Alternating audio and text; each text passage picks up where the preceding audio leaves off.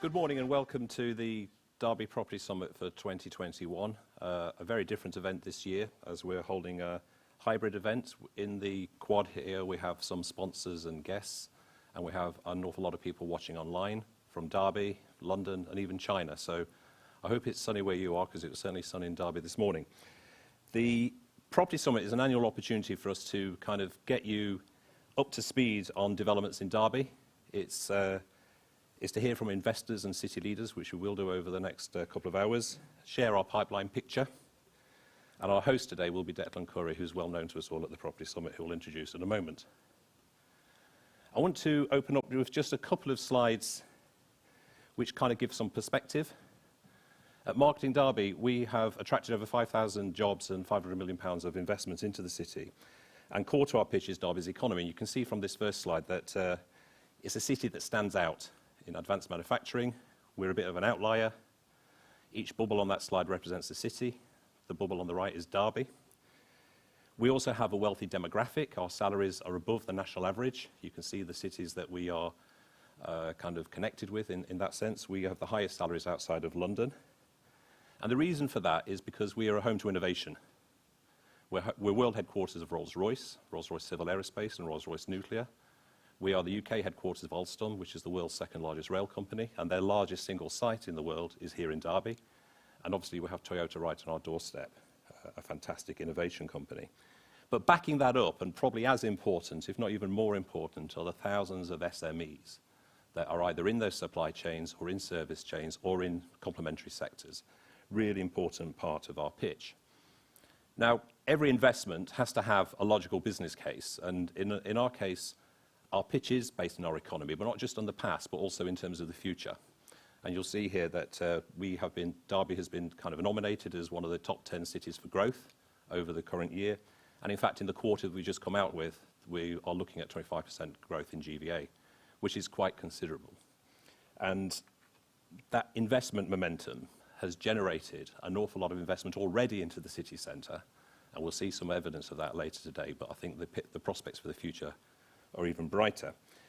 Now, if you want to find out more about what I'm talking about there, it's Innovate magazine. So there is an Innovate magazine, which those of you who are in the conference today will actually have a personal copy, but everyone watching the event online will be able to see we have Innovate online, so you'll be able to flick through the magazine there.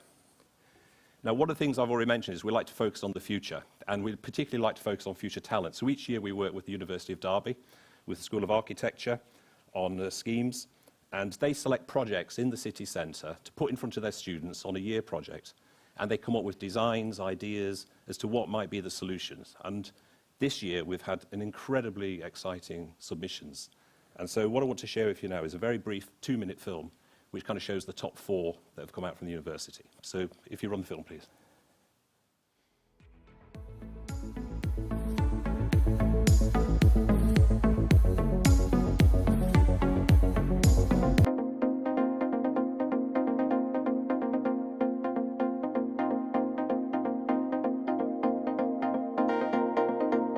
This is my final year project.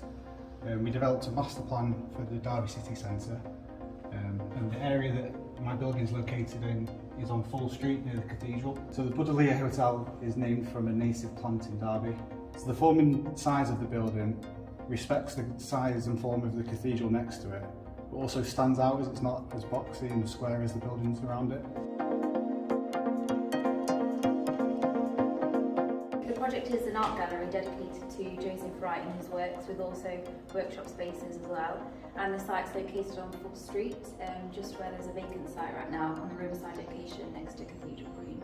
The main concept behind the site is to celebrate Joseph Wright and bring a new site that's solely focused on him and celebrate his artworks, as I feel like he's under-celebrated.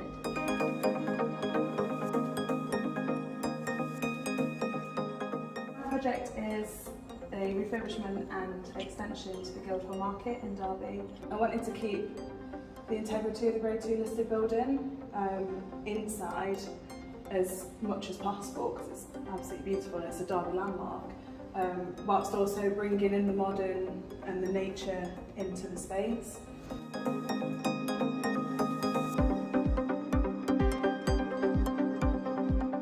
chosen to redevelop Middleton House, a currently vacant building. The title of the project is Pandemic Proof Office. Top floor is going to be an indoor-outdoor working space, so on the roof terrace with 360 views, vistas of Derby and the cathedral, as well as an indoor space. The courtyard and the outdoor areas are going to feature outdoor venue space and an information centre with a walk-on terrace. So this will be a green roof where you can view the outdoor activities and venues.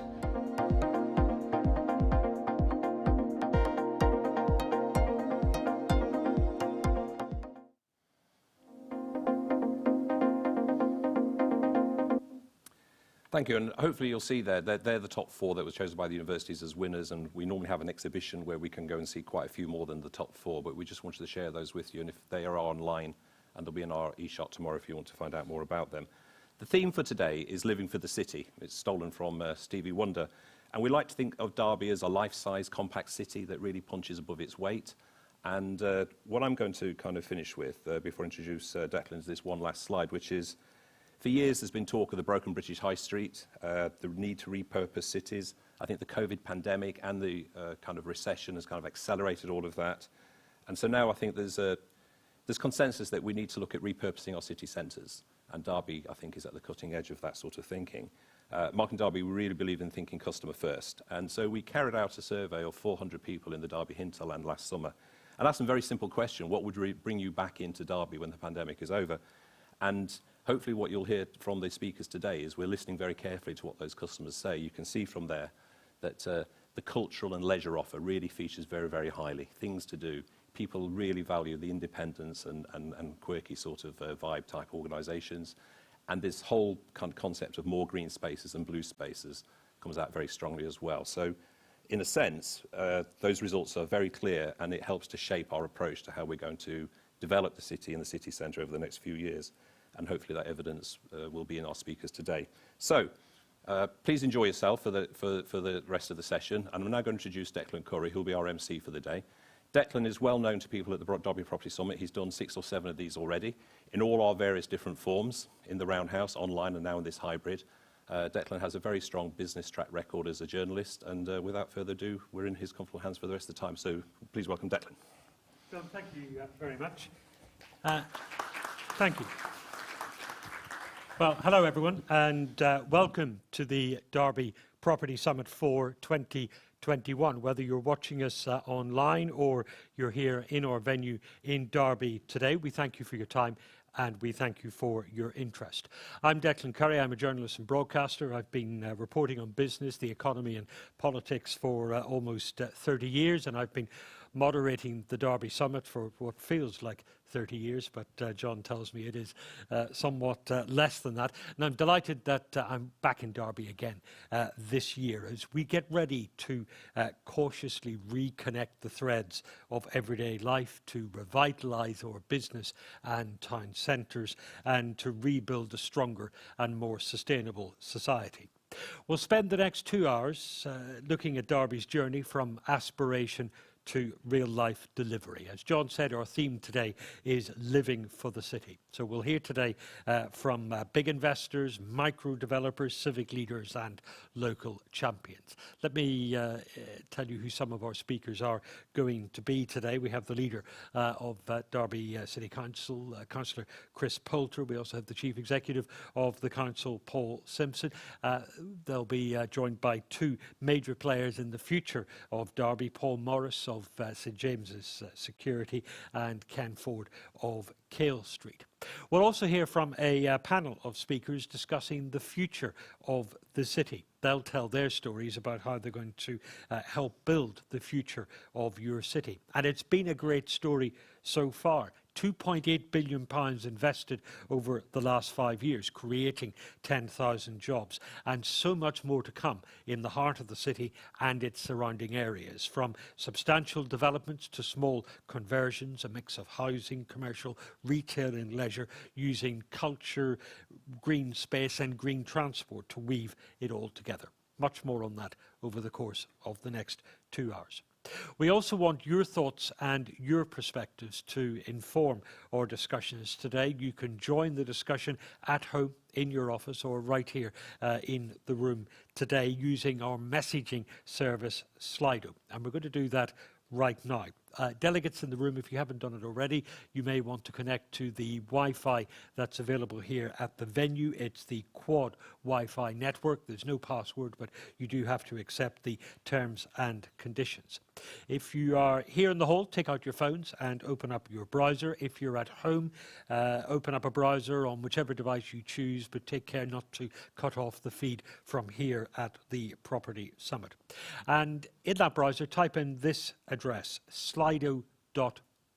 Slido, S-L-I-D-O.com.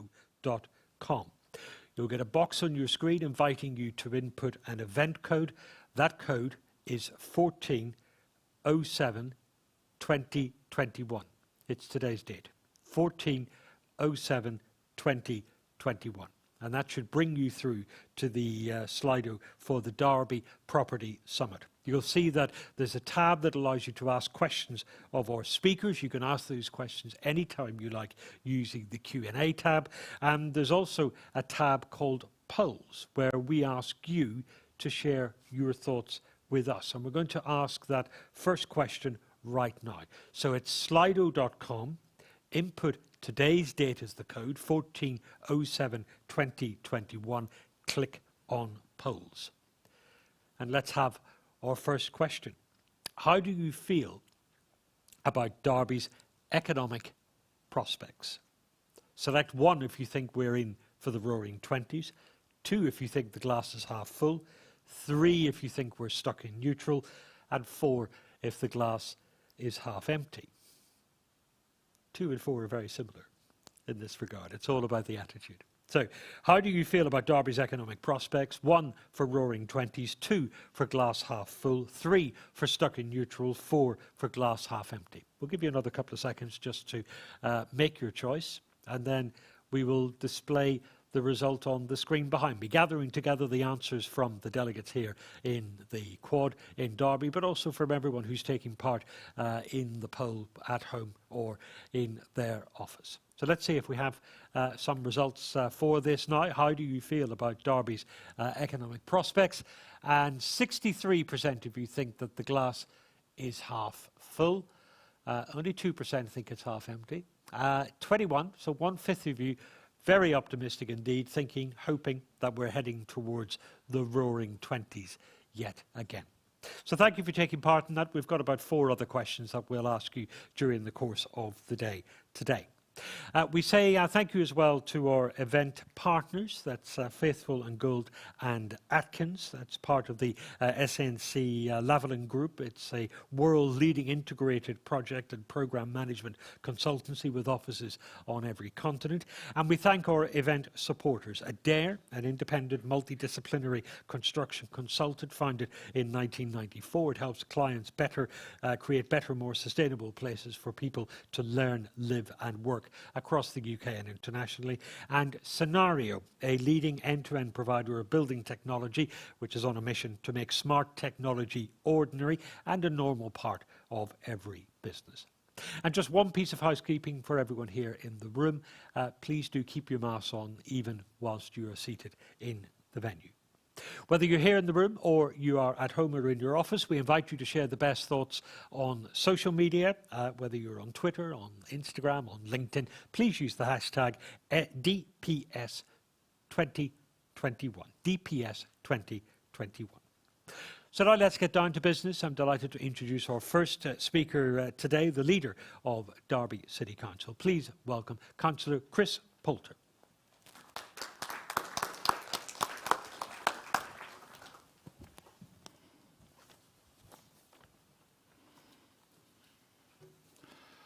So thank you very much for that, Declan. The Roaring 20 sounds excellent to me. That's what got my vote. And I'm sure there's a feeling growing in the city that we're heading exactly that way.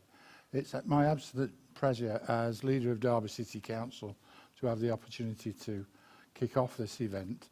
I've been to 1 or 2 of these events over the years, but I have to say this is a first for me in terms of an it being a hybrid event. It would be great to have it completely open, but I'm sure that will come back to us in the future. But for now, thank you, John Forkin, MBE, I have to note. Congratulations on that well-deserved award, John, for the opportunity to come and speak to you and start to kick off by giving you an overview of the council's perspective on property in the city and business development in the city. So you'll see here that at the heading on this is the city, a city on the up. And I have to say, in the networking that we were able to do before this meeting started, and I did have to remember how to network and go around and talk to people face to face, but I have to say it was a pleasure to have that eye-to-eye contact with people, and we can all benefit from that. So, but the theme of the conversations I had with people was exactly that people consider that the city is on the up. It's a city, we are at Derby is a city that's on the up and very positively thinking forward to the future. And so in our bid to make that happen, or to help to make that happen, to encourage businesses, investors and developers into the city to make things happen, we have sort of three main themes. And as you see there, it's confidence, diversity and decarbonisation. Now, confidence is vital to be able to get the city back up on the up. And we're trying to do that, and we're doing that in many ways. And I hope you'll hear later on from some of the people doing presentations about how it's worked for them and how we've been able to give them the confidence to come to Derby to start their businesses and to flourish their businesses into the future. So a couple of examples of that that aren't here today to present, but we have a Derby company name called Project D, who started off making donuts, and they are delicious, too delicious really for me as a diabetic, but they're fantastic. They had a small retail outlet on Sadlergate here in Derby, and we're going from strength to strength until something like COVID interrupted them, destroyed the footfall for a time for their type of business. But they were very quick to diversify. They are an up-and-coming young entrepreneurial company, and within weeks they went out on the road, they took the products to the people. They're still doing that, and they're expanded massively to take on new factory premises in my own ward in Spondon, as it happens. But they're doing fantastically well. But we have a project and a scheme that's designed to help them and support them in that, because as a young business, they needed to and still need to develop their business plans and to take proper accounts in terms of governance and management and accounting and staff management, HR and all the rest of it. So we've developed a scheme called Ascend, which actually formally launches next week. But we've been able to provide them with some grant funding for some of the equipment they need. But probably equally more important is that we've assembled a panel of business people, experienced business people, who are prepared to work with up-and-coming businesses to assist them, to give them the right focused and targeted input that they need to take it to the next level. And they greatly benefit from them. Check them out on social media, and if you get a chance, try one of their donuts, because they're absolutely fabulous. So they're a good example of how we are trying to build the confidence of businesses and investors and developers in the city. In terms of small businesses, we as a city council have administered the distribution of the government's support funding, various forms of government support funding, to the extent of something like £60 million distributed to thousands of businesses in the city, which has fundamentally helped them, tide them over during this current crisis, and helped them to continue to build for the future. John referred to some of the main businesses in the city. We are the industrial heartland of the East Midlands. We have 3 of the major companies in the East Midlands in Alstom, Rolls-Royce, Toyota, and even as far out as Uttoxeter. There's a certain JCB company who are worldwide famous for their product too. But with COVID came the realisation, and pointed out to us significantly, that the aerospace industry in particular were vulnerable to this type of thing. So as a city, we were hit as hard as any other in relation to the damage to business and industry. And we it helps us recognise the need to diversify the offer of the city to help upskill and fill some of the jobs that need filling, to help with employment and skills. And you'll hear later on from Paul around some of the initiatives that we've got going in relation to diversifying the offer from the city, and things like Smart Park, a food manufacturing hub and distribution centre, innovative, green, big, and major progress made in relation to that. And other companies that have come to the city and we've encouraged to the city, like Enios, who are a fantastic engineering company, very diverse offer, and very up to date in what they do. They've come to make their headquarters here in Derby, and bringing with them around 150, maybe 200 jobs eventually in relation to that. So diversity is extremely important to us. And then everything we do in the council these days has a focus around decarbonisation. The agenda for decarbonisation is massive. We're developing a future fuels policy. We have recently signed up to an agreement with Toyota cars in Derby, which absolutely ties us in with them to tackle issues around decarbonisation and mobility, not just in cars but a variety of vehicles. And we'll be making some announcements in relation to that arrangement with Toyota, and Paul Simpson, our Chief Executive, will fill you in with a bit more detail of that. So those are the strands that we look into to help repurpose our city centre, to get business back up and running fully, and to run with this theme of a city on the up. So in the process of that, I mean, you will know from yourselves the amount of public investment that's coming into the city, but you'll be reminded of that along the way during this meeting. But I just want to highlight to you a total figure there of £267 million of public investment from government and from the local authority that we're ploughing into regeneration in the city. And that sort of level of figures hopefully makes people sit up, get some attention, and notice what we're trying to do here in the city. So some examples of that, which I'll just flick through briefly, are the Moorways Leisure Centre, which is coming along extremely well. It's on budget, on time, to be delivered in the spring of next year, and will provide a fantastic leisure facility for the city, in which the council's invested £45 million. Hopefully some of you will have already had the opportunity to visit the Museum of Making at the Silk Mill, and there's £15 million plus investment in that development. It's already winning awards and recognition for the facility that is, and if you get opportunity, haven't already, make yourself the opportunity to go and visit it, because that is fantastic too.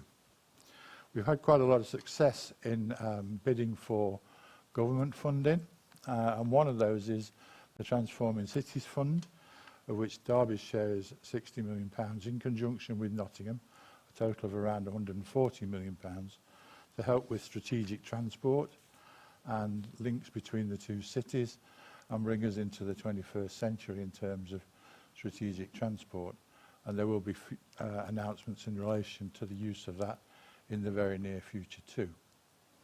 So you'll see there £10 million in relation to OCOR, Our River, Our City, which has already provided the majority of the defence from the flooding risk from the river into the city centre. We're not finished. We have another £10 million to invest in developing the next phase of those river defences. And in the course of that, what we want to do is to turn our eyes back onto the river rather than our backs to it and make better use of it. The silk mill and its position is already fantastic next to the river, but we want to make serious developments on the North Riverside section of the city and re-green that area and make it another urban park for people to enjoy the river. So we'll be investing £10 million in that process. So we were also successful in achieving funding from the Future High Streets Fund, which we are going to use as part of the funding towards refurbishing and repurposing the Market Hall, a fantastic facility next door to us here, and bring it up to date into the 21st century and provide a cultural heart for the city in a fantastic building, and there's £15 million plus being invested in there. So, in relation to government investment and support, as I've mentioned, around £60 million has gone in grants and loans and various forms of support for businesses in the city already, and which has been very well received, has been vital to maintaining some of the businesses' presence in the city. There have been casualties along the way, but that was almost inevitable. But most of the businesses in the city are coming out of the other side, although there's still work to do in relation to repurposing some of the areas of the city. So later on from Paul, you'll also hear in relation to Smart Park, the Better Building Fund that government announced a few months ago. We were again successful in that and achieved a contribution of £12 million from that fund through the LEP to help with the reclamation of the land and to start the project going. But it's not stopped there. We as a city have invested £5.5 million into that, but investors and developers will be ploughing something like £250 million into the development of that 140-acre site, I think it is, that used to be Celanese. Happens to be in my ward as well, but it's potentially a great development for the city, bringing jobs with it and some of the diversification that I was talking about earlier. So in addition to that, and I think you're going to hear from SJS around the development at Beckettwell, which we're extremely excited about. The entertainment venue there is well on in terms of planning, with massive interest in the operation of that. In fact, we've appointed one, if not the best operator in Europe to run that for us, and preparation works for that are well on the way. And I went to a groundbreaking ceremony only a couple of weeks ago on the site where works have started on the construction of the apartments, the first phase, and the apartments and public square that's going on there. But I'm sure you'll hear an update from SJS in relation to that.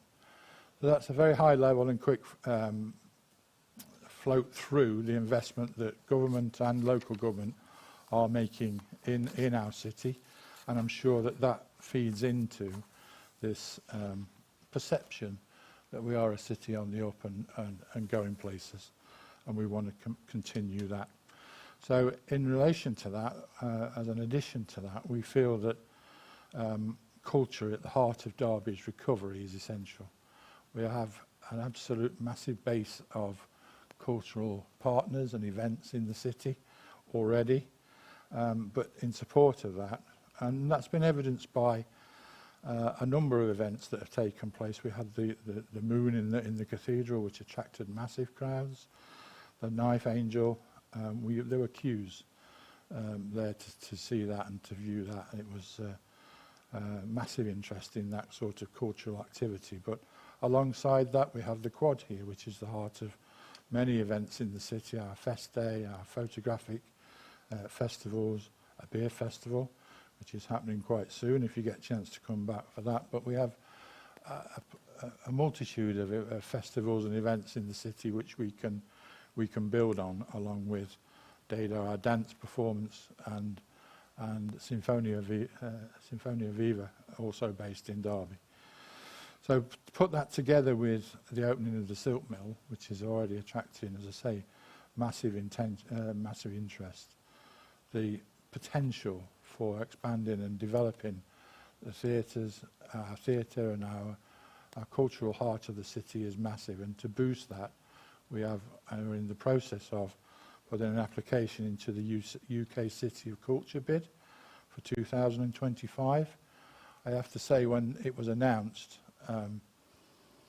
it was an obvious no-brainer for me to bid to that, because I don't think there's any city in any of the countries involved in Britain that could benefit any more than what we could, and with our plans and our potential for Derby. So we did that, and Adam Buffs from the Quad here has taken quite a big lead on that. But I guess the point with that is we don't purport to be the most cultural city in the country yet, but we see the benefits of UK City of Culture that's happened for the likes of Hull and Coventry, and we are, as I say, best placed, in my view, in the country to make the benefit from, with our plans and with our potential and with our desire and ambition to become the best city, and the most cultural city in the country by 2025.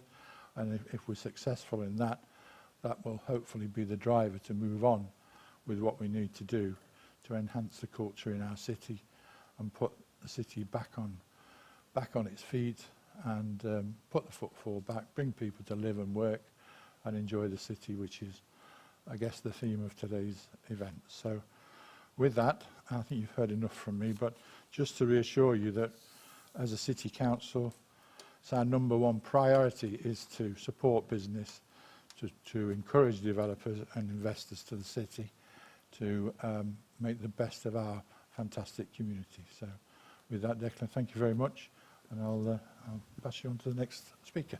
Councillor, thank you very much. We will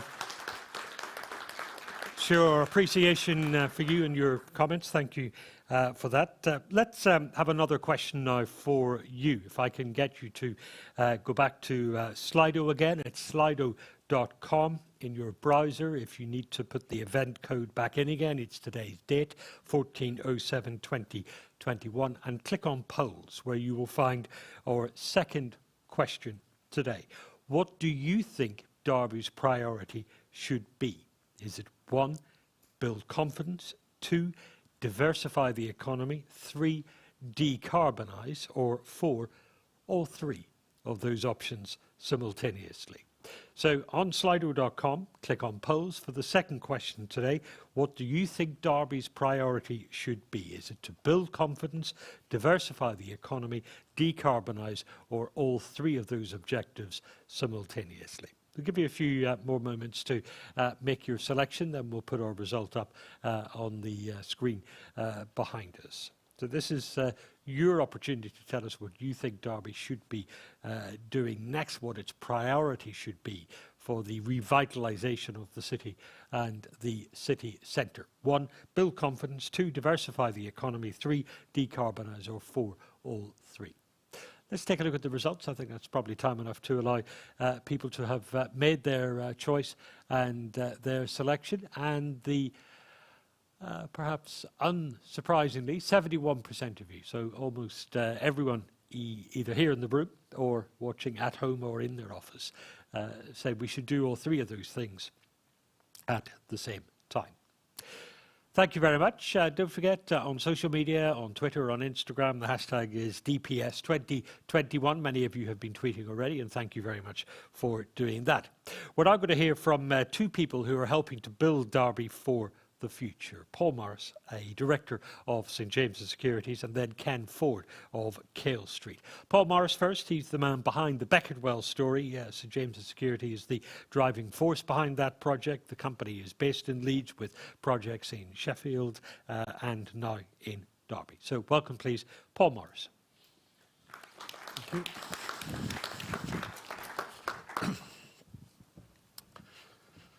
Thank you, Declan. And could we just run the short aerial video?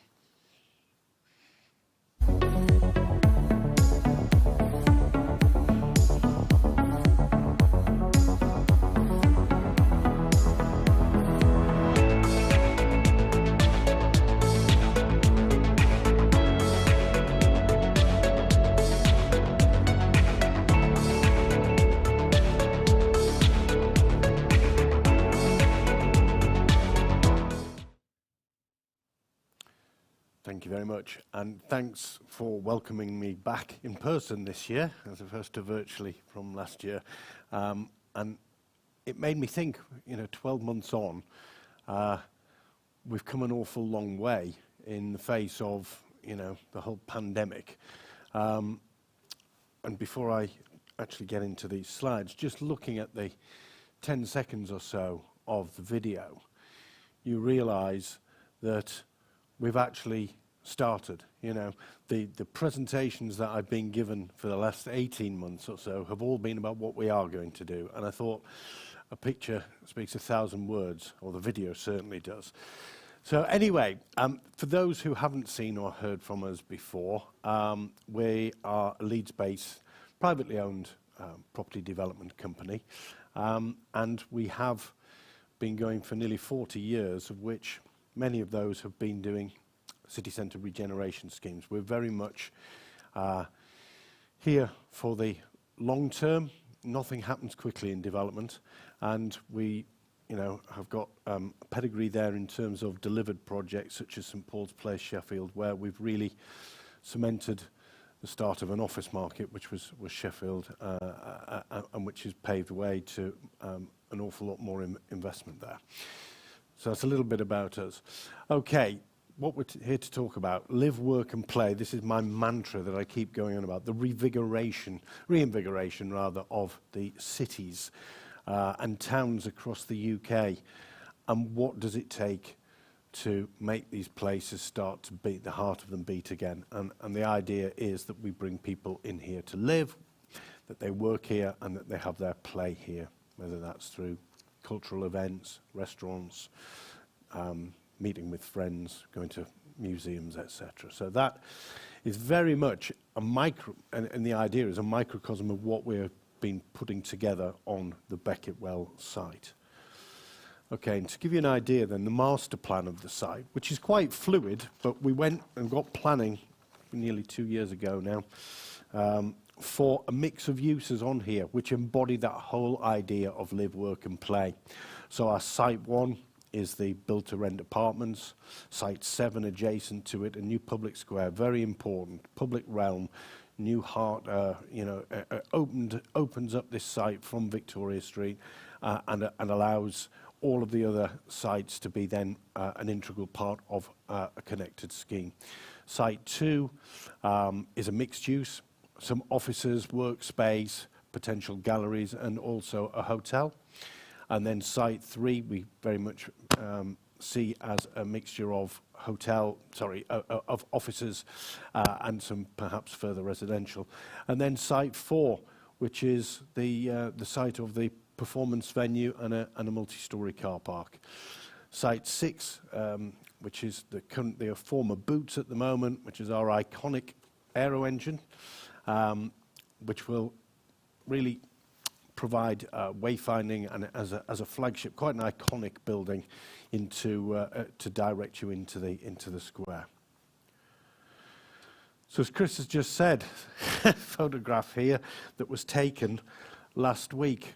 We are on site at last. I checked back on my file before I came here to see how long have we been working on this. And actually the City Council bought the Debenhams, the former Debenhams, off what was then into in March 2017, so over 4 years ago. And I received a call from Russell Rigby, who's a fantastic advocate for this city and in terms of the opportunities here, saying, Paul, you need to come down and you need to have a look at this opportunity. And at the time it really was just the Debenhams, but then there was the potential of Duckworth Square at the back. But working with our partners at the City Council, we were able to come forward with a much more ambitious scheme, one that brings together about 6 acres of the city centre. And our vision for the live, work and play mantra was, was then mapped out. But to take it from when the council actually bought the Deb site back in March 17 to that photograph which was taken a few weeks ago, that is the reality of urban regeneration and development. It takes an awful lot of hard work, and much of which is not seen. So I'll be very honest with you. I'm a very passionate man. When I came for a meeting with Adam, actually, a few weeks ago, and I walked down to the site, and the piling rigs were on site, and I nearly shed a tear. I got very emotional because it does take so long, and I think this site has got such a checkered history. People never really believed that we would get it off the ground. Not that they didn't have faith, perhaps, in us as a developer, but just that there'd been so many false starts. And I think that's what attracted us, that we could see the potential and we could see a way of unlocking it. So this, to me, is very, very important. Again, pictures speak 1,000 words. So the piling has now been completed on the first phase. The attenuation tanks are in. And actually, the big news, something I can't wait for, and many of you will be very pleased, the crane will be up by next Thursday. So at long last, in the city centre, we will have cranes on the skyline, which is just fantastic. It signifies, it's very, very significant for other investors looking at this city when you start to see cranes coming forward. So what's involved? The first phase, which is what we're underway, and Chris had mentioned, the heart of it is a new public square.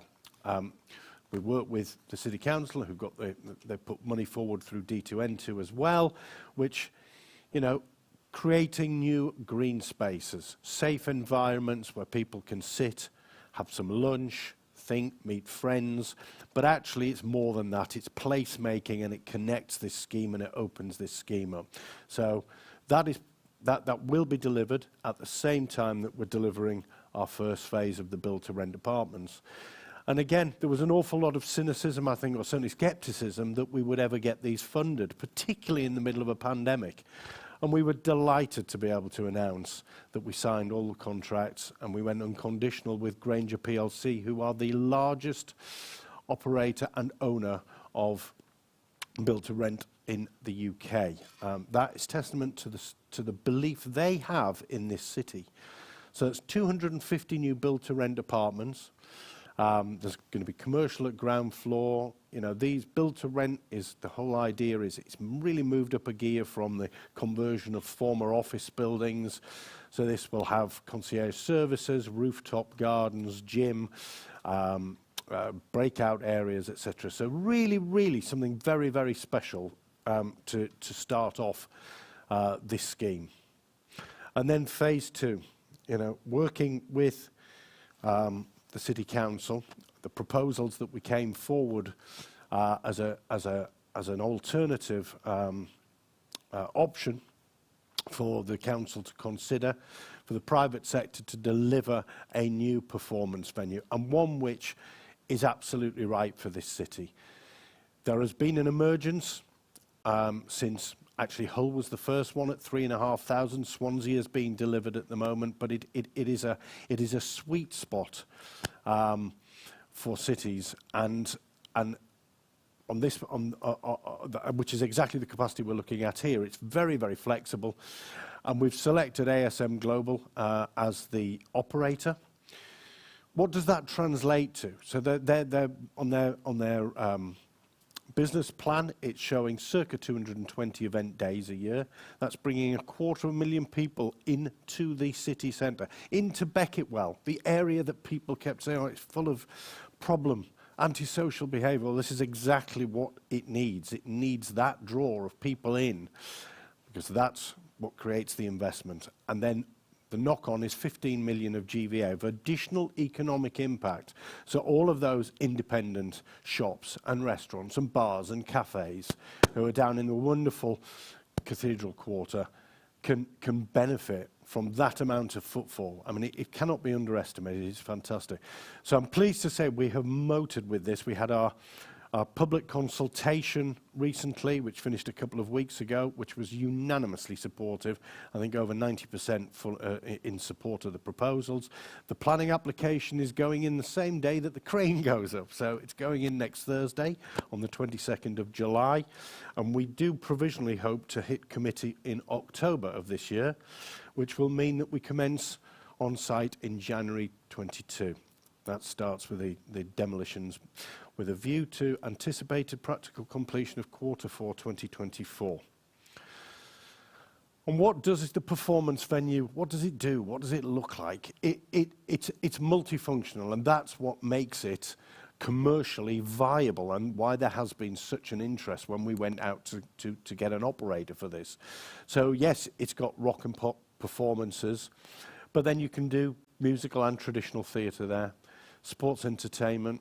But what you haven't got currently in the city, really, in the city, right in the core, is proper conferencing, exhibition and banqueting space. I believe, from what people had told me, that in the past the old Pennine Hotel was used for banqueting and dinners in its heyday. Well, hopefully we will bring that back, but in a much more cutting edge and to date way when this is delivered. And then the operator. Again, Chris, you'd said, I think that this was one of the best in Europe. I believe they're the world's largest, actually, when we've gone on. So globally, we could not have got a better operator. And you know, we went out and there were 3 bids, and this was head and shoulders. It was up there. So they run 300 venues worldwide, and presence across 5 continents rather, including First Direct Arena in Leeds, the AO in Manchester, the Bonus in Hull. I mean, their pedigree is absolutely fantastic, and it speaks volumes that they saw Derby, in their words, growing, dynamic, friendly and cosmopolitan city. I mean, we cannot underestimate how good that is. And when we've got people who are investing an awful lot of money and they see the city like that, some of the battle is won. Not all of it, but some of it is won. Okay. So what have we got next? Because my job doesn't stop. I don't sort of go, oh great, you know, we've got the phase 1, we've got a public square, and we've got the BTR, and hopefully we're going to be delivering the performance venue. We need to keep the other phases coming along and need to keep momentum going for the sake of the scheme and the city itself, to capitalise on the successes that we've now brought forward.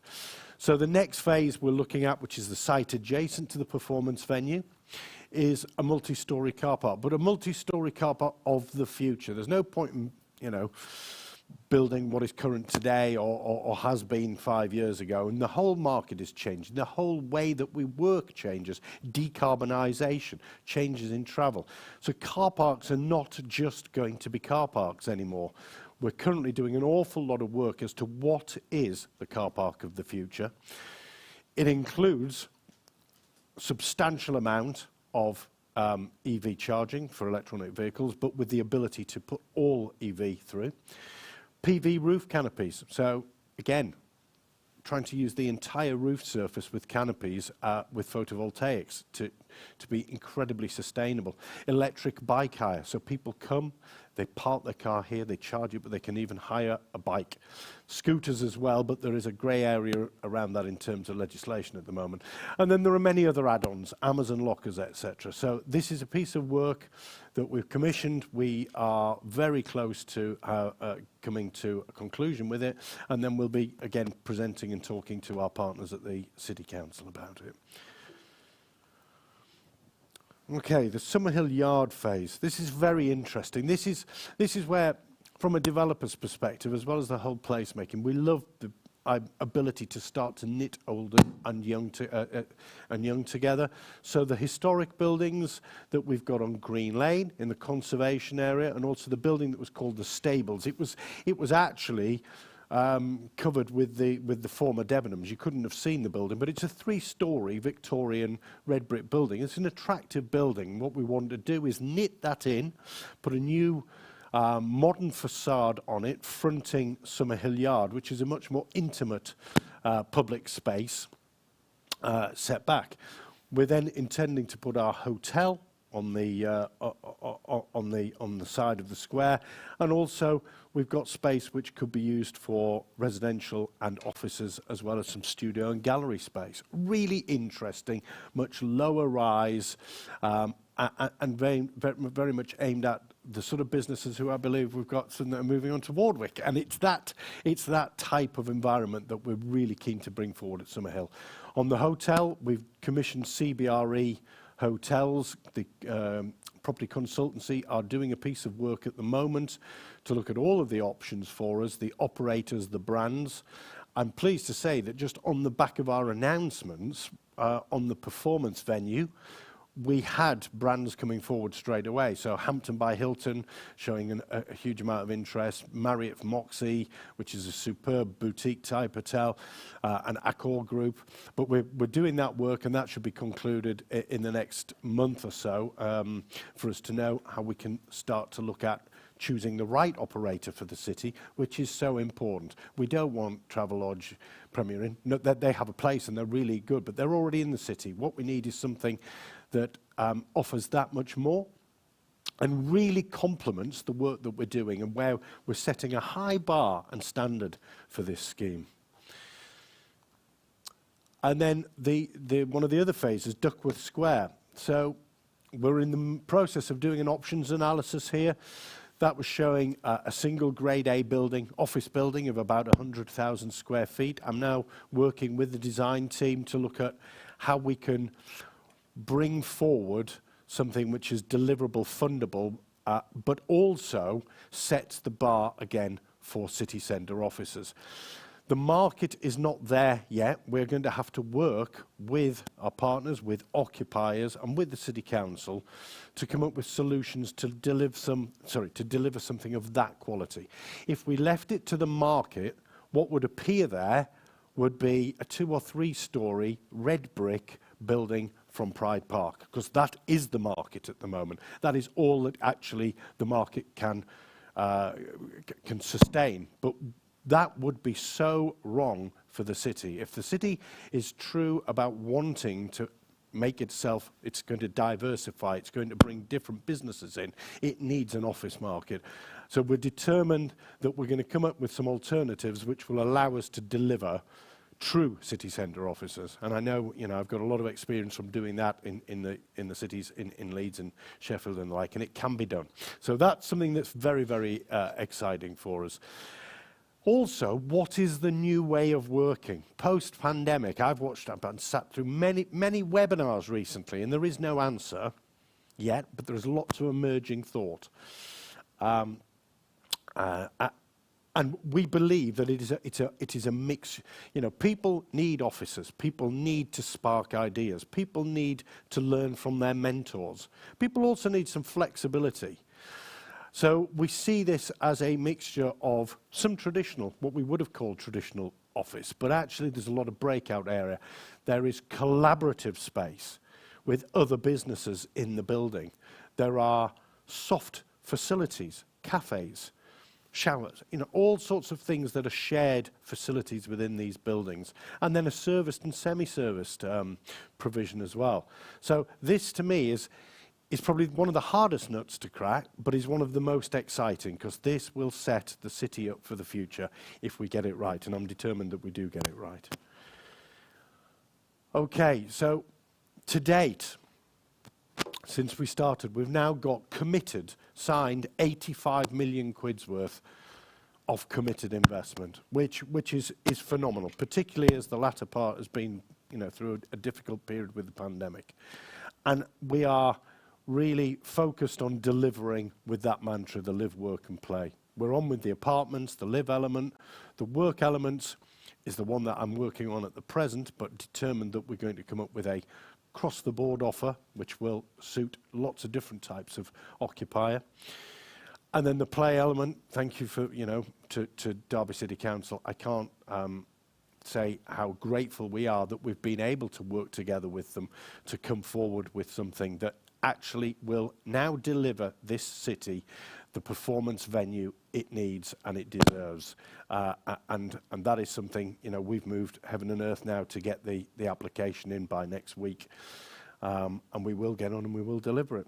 So that, ladies and gentlemen, is the later version. This is we're now on, and I'm so excited about it because I've had 18 months worth of standing there and promising people we were going to do it, but actually we are doing it now. Okay, thank you very much.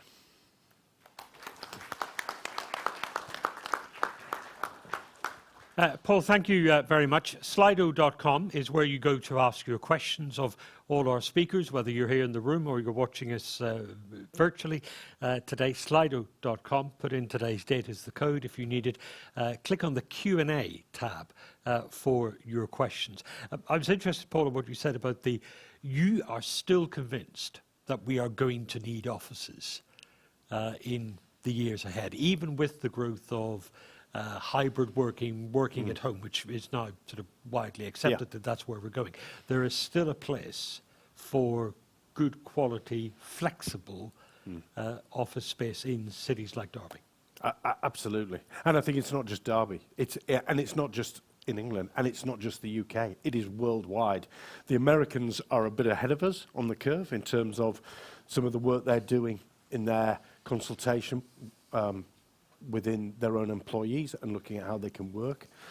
We need offices. We are, as human beings, we work best when we're together, when we spark ideas, when we're learning off those that know perhaps more, and those that are coming up also learn from being around others. Notwithstanding that, they've had a glimpse of what the world is like when I don't have to sit either on a bus or a train, which is crowded, or in my car, and it's 8 o'clock in the morning, and I'm stuck in traffic, and it's the worst thing for the environment possible.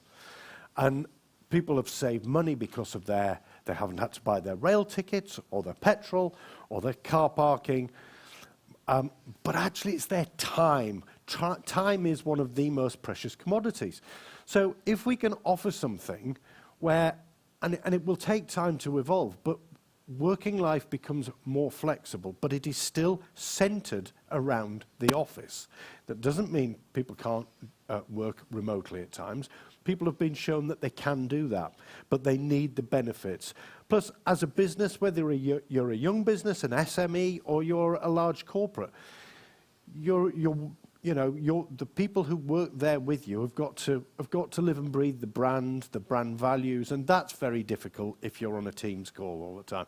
So yes, I don't, as I say, I haven't the crystal ball. I don't know exactly what it looks like, but I think we are starting to gather that it needs flexibility, not just in how people operate their businesses, but how the office itself will operate.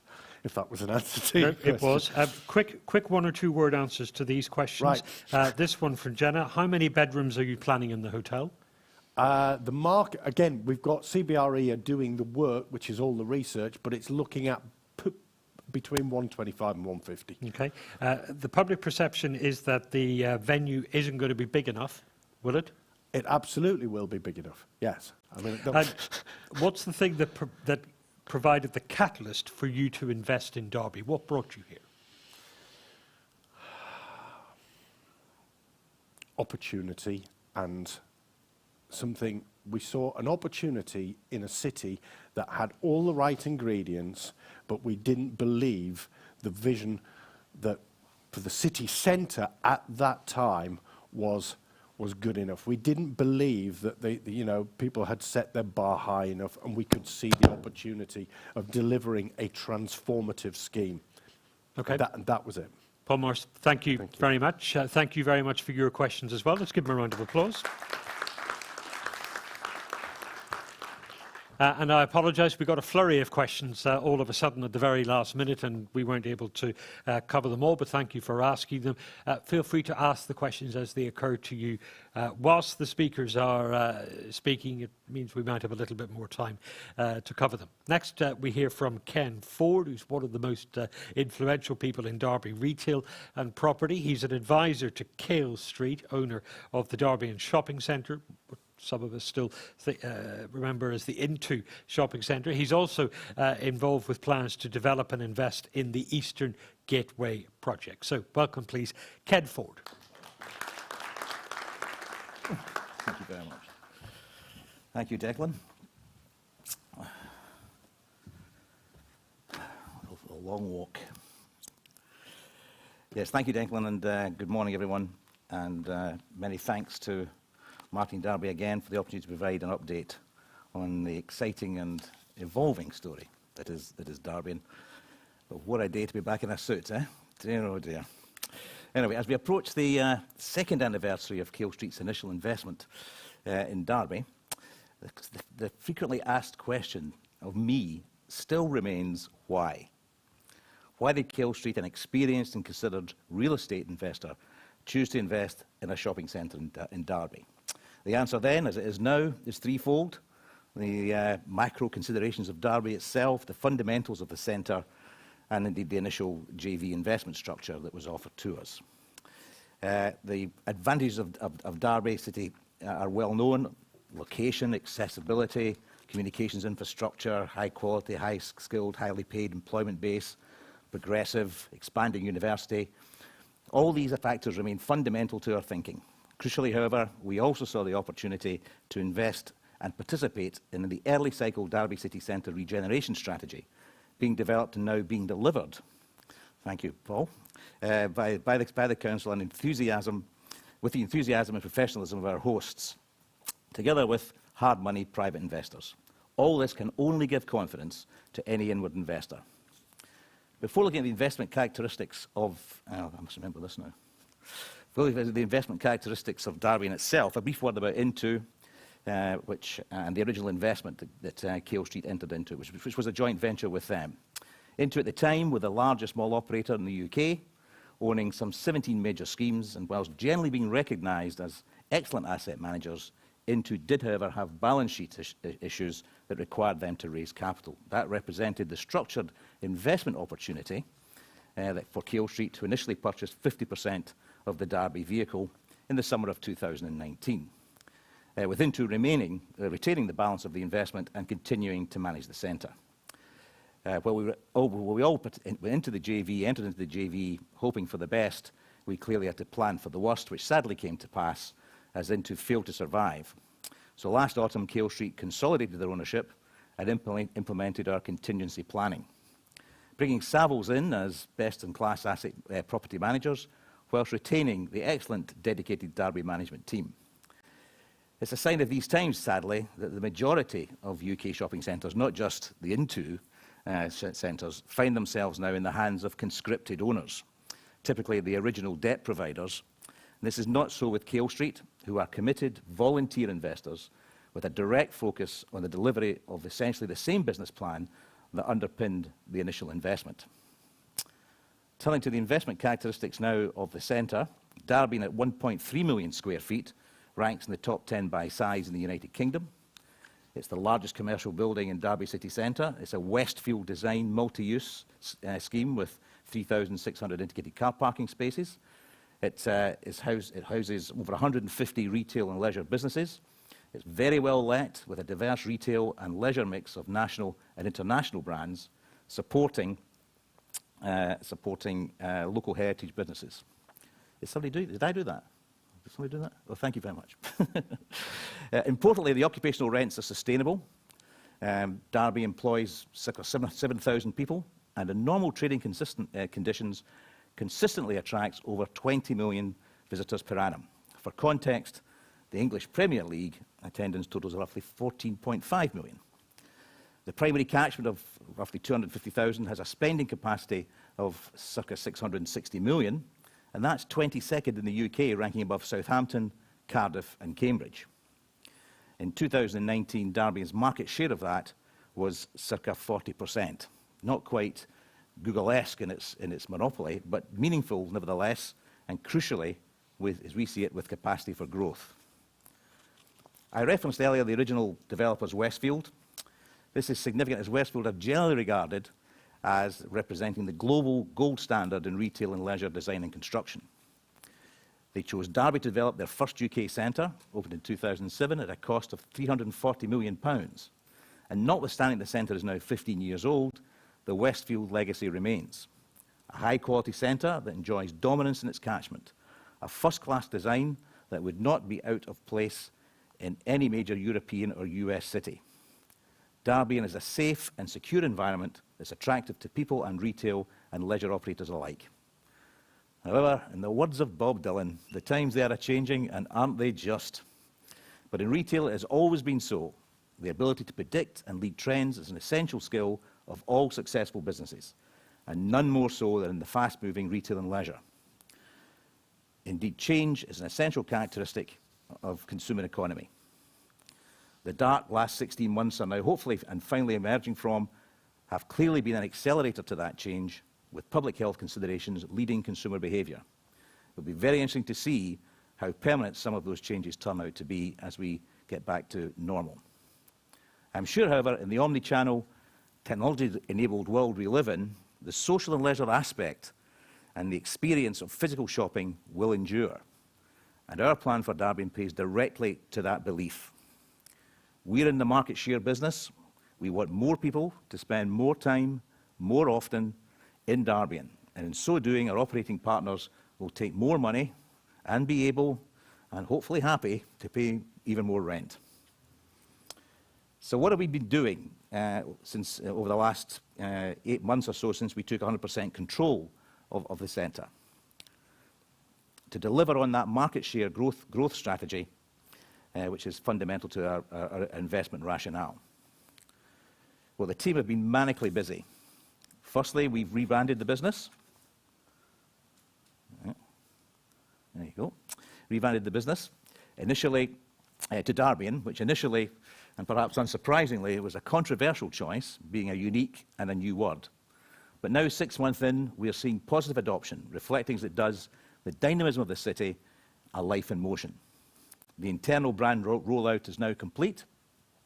Some smiley happy people there, freed from their previous Into Orange life.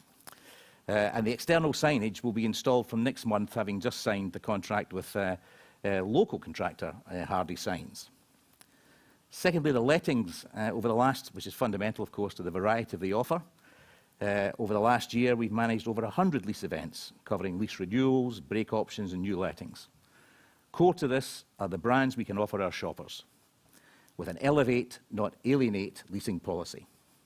We've introduced Hugo Boss, Hobbs, Whistles, Young Ideas, Design 44, Bear, Skechers, balancing strong, internationally renowned retailers with excellent local heritage operators, a policy we continue to actively pursue.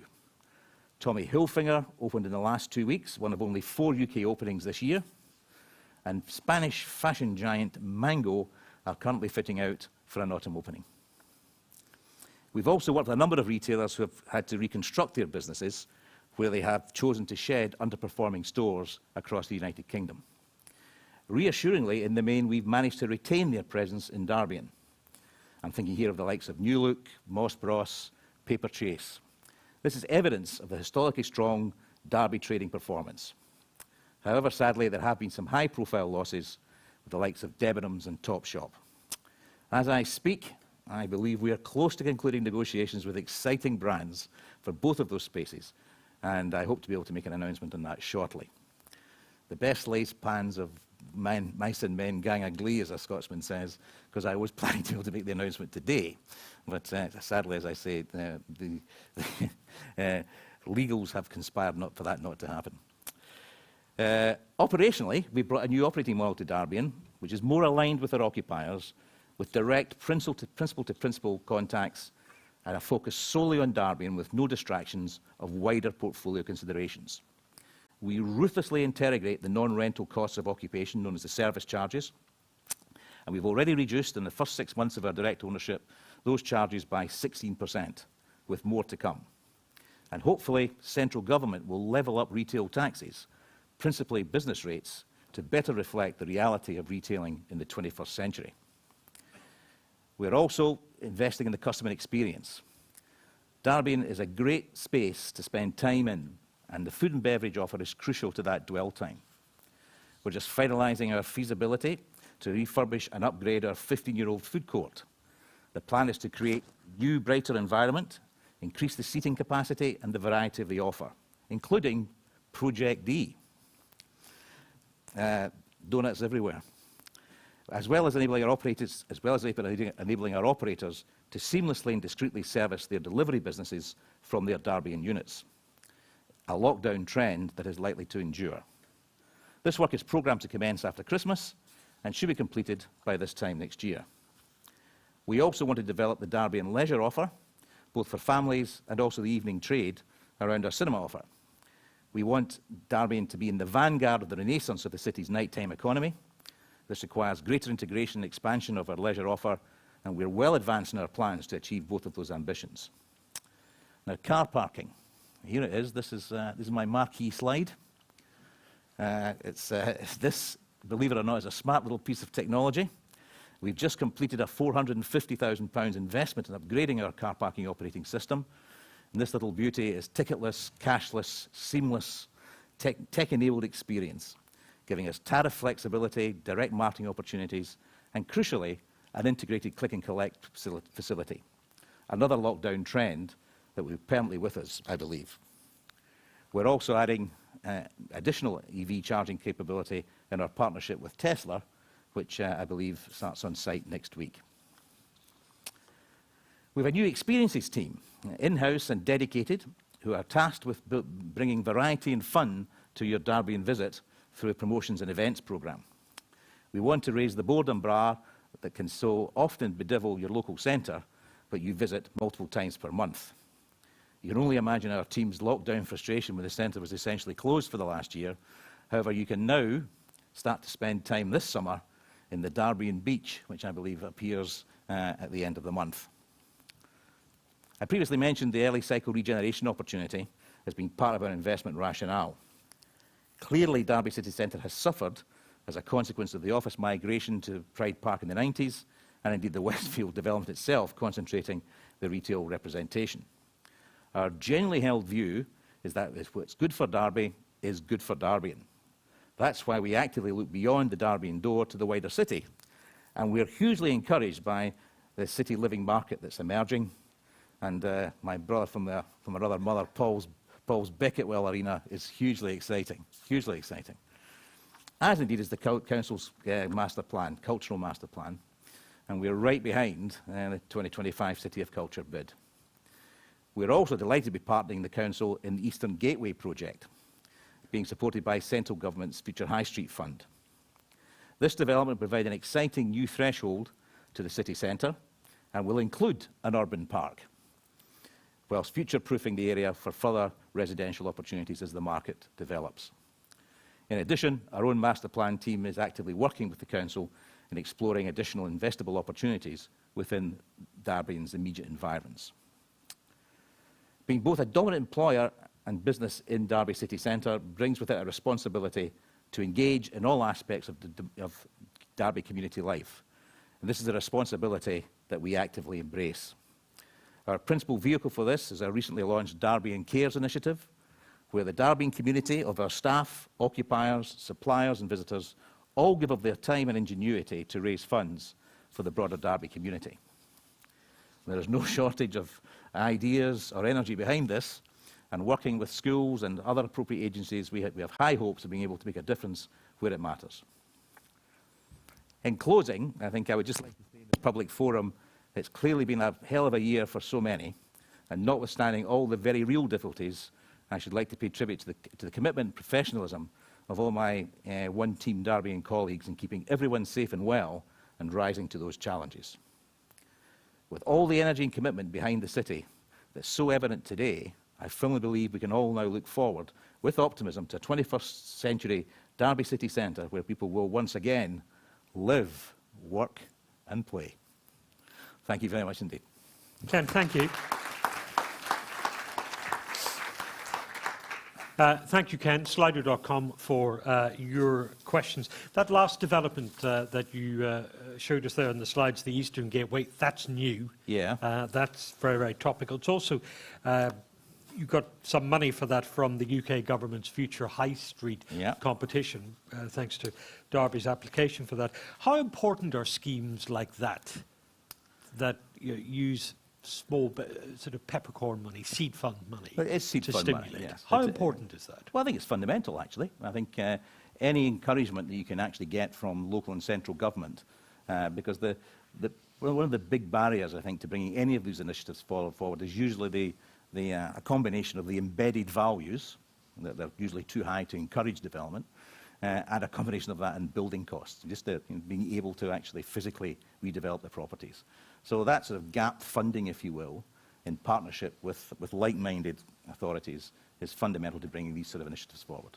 One question from Slido. You mentioned some of the big names that you've signed up for Derby. And how do we make sure that Derby brings in genuinely new brands to the city rather than simply relocating existing brands from elsewhere? Well, I think all of the ones I mentioned there are new to Derby. And coming from the States now and Spain, Derby is now becoming a priority venue for international retailers who are wanting to come to the UK. The reality is that Derby as a trading environment is hugely attractive. The slide I showed where you actually see the international comparisons, if you take the names of that, you wouldn't know where they were. So it was a real advantage, which really underpinned our enthusiasm. The slide with Sydney, San Francisco, exactly, and Paris on it. Exactly. So and Derby sits as an offer looks exactly the same. So from my point of view, that's hugely encouraging. So that plus the demographics and the advantages that Derby has in terms of its catchment and the penetration market share that already Derby enjoys, that actually makes a marketing opportunity for us to bring these new retailers and leisure operators and services into the city centre. Okay, Ken Ford, thank you very much for your presentation today. Thank you.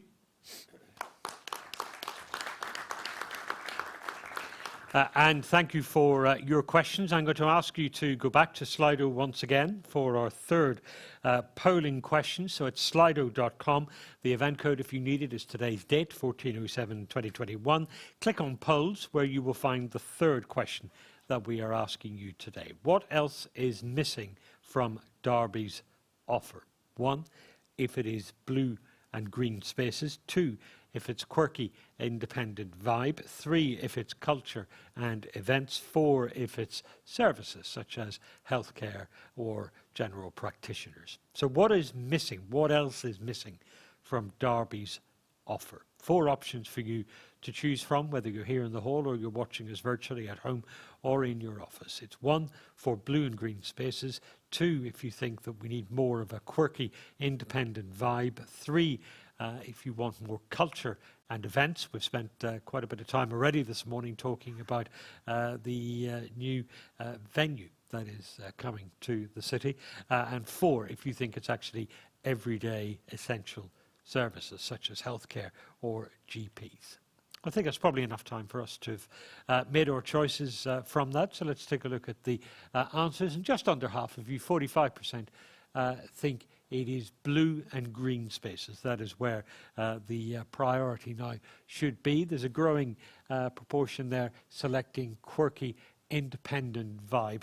And you think you're okay for doctors. Only 1% of you going for services. So thank you very much for that. Let's move on to our panel discussion. By the way, on social media, lots and lots of tweets, lots of people saying how excited they are about the Beckettwell development that we've talked about. The hashtag is DPS 2021. So now our panel discussion on the future of the city, 4 different perspectives on how to build the future. I'm going to invite our panellists to join us on the stage. They are Vicky Critchley, Ruth Hobbs, Professor Camille Omatoso and Mike Wingfield. Give them a round of applause as they make their way up.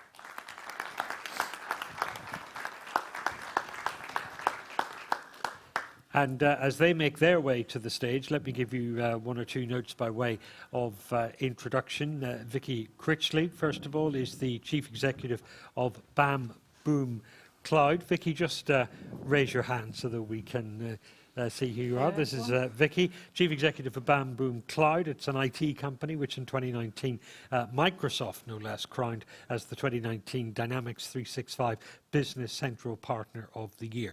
Next to her is Ruth Hobbs, who's the Director of Urban Sister, the story of two sisters who set up a company with one vision to convert commercial buildings in Derby into residential, and along the way to save the high street as well. Professor Camille Omatoso, who's the Pro-Vice-Chancellor for Derby Business School. It's ranked in the top 20 for business and management, and he'll share his exciting plans for the business school's future. And Mike Wingfield, who is the Vice Chairman of Derby Riverboat. Mike's day job is at Rolls-Royce, but today you're here with your river hat on to talk about canal reclamation and the Derby Arm. So let's have some opening thoughts from each of you. Vicky, I'll start with you. Your thoughts on the future of the city. Okay, so I'd probably reference the future of the city in regards to what we're doing. So we're, as you just said, we're a technology company. We are a Microsoft partner. We implement systems for small to medium enterprises across the world. So we've got just over 100 people who work for us. Some of those are in the United States, some are in Canada, some are in India, but there's a big concentration of people that are here in Derby. The history of where we've come from is that we used to be the IT arm of an accountancy practice, Cooper Parry, and in March this year, we went through an MBO, so we're effectively a separate company now. And as part of that process, we became homeless. So we had to think about what we needed from an office of the future, because we're a technology company. We're very comfortable with working from home. Our customers expect us to be working from home as they are. But everything that we did before, we can still do while working from home. So we had the quandary of what is an office? What do we need one for? So when thinking about that, we knew that it couldn't be what we had before. It couldn't be a traditional office space. It needed to be something different. It needed, the word that I keep using to people is, it needed to entice people out of their home back into the office. So we looked at restaurants in Derby. We looked at closed down places like Zizi's. We looked at a Turkish restaurant, and we kind of said, well, can we reimagine a space that wasn't an office into being an office? And we worked with Marketing Derby, we worked with the council, and we settled on the Wardwick, so it's in between two bars. So it's in between Revolution de Cuba and Revolution. We're taking over a fantastic Georgian building to bring everyone into the city centre so that we can entice them out of home back into an office space that's different to what they had before. So it's more around collaboration, hybrid spaces so that people can work from home and interact with people that are in the office, because we're an international business. So, and also enjoy some of the things that you don't get from a business park. So it's going out for lunch.